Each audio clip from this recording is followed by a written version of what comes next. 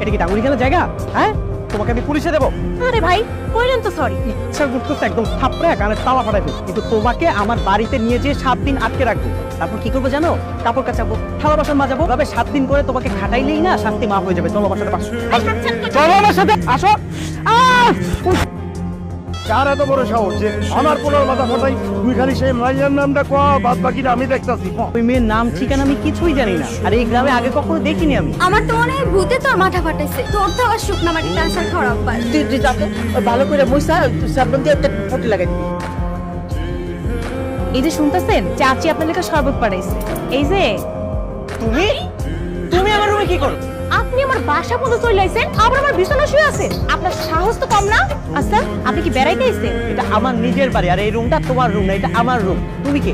হ্যাঁ, তুমি নিশ্চয়ই এই বাড়ির কাজের বুয়া। যা, খুব ভালো হয়েছে। তোমার আমি আমার বাড়ির কাজের মেয়ে বানাতে চাইছিলাম না? আমি এই বাড়ির কাজের মায়া, আমি এই বাড়ির মাইয়া। তুমি আমার মাথা ফাটাইছিল না? আমি এখন তোমার মাথা, তোমার কোমর ফাটাবো।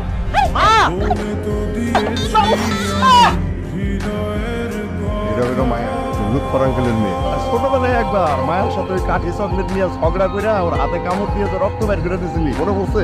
সেই প্রতিশোধই আজকে আসতে না আসতে নিয়ে গেছে। আরে বাবা, তুমি তো আসল ঘটনাই জানো না। ভাইয়ার মাথা তো মায়াই ফাটাইছে। যেই সম্পর্ক ঝগড়া দিয়ে শুরু হয়, এই সম্পর্ক কিন্তু এক পর্যায়ে গিয়া, মানে শেষ পর্যায়ে গিয়া খুব মিষ্টি হয়, বুঝছো? চাঁদের আলো দিয়ে মুখখানি দেখ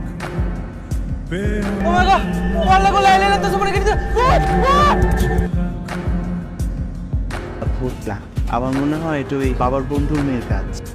যেমনটা কইতাছে সেটা কি ঠিক? এই যে দেখছো, চুপ করে আছে, 100% শিওর কাজটা ওর। সরি চাচা, আমার ভুল হয়ে গেছে, আর হইব না। আর আপনি বা কেমন? ভূত বলতে কিছু আছে? দিনে তো পড়তে ভূতে ভয় পায়, এই নাকি আবার শহর।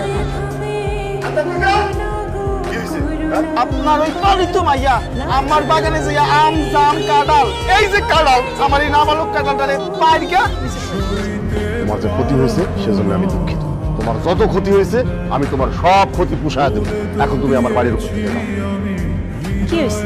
কি আর হবে, মায়ার নামে, তোমাদের আদরের মায়ের নামে বিচার নিয়ে আসছে। আমি সিদ্ধান্ত নিয়েছি মায়াকে তোর সাথে বিয়ে। মায়া খুব ভালো মেয়ে, লক্ষ্মী একটা মেয়ে। তুই ওকে বিয়ে করলে সুখী হবে। তোমরা আমার জীবন নিয়ে এত বড় একটা সিদ্ধান্ত নিয়ে নিলে, অথচ আমাকে একটাবার জানানোর প্রয়োজন মনে করলে না। এখন আমাকে হুট করে বলছো আর আমি মেনে নিব? মায়ের বাবা যখন মারা যায় তখন আমি আমার বন্ধুকে কথা দিচ্ছি, মায়ারে আমি সারা জীবন আমার মেয়ের মতো কইরাই আমার কাছে রাখবো। তুমি একটা কাজ করো, তুমি মায়ের দায়িত্ব দিয়েছো না, একটা ভালো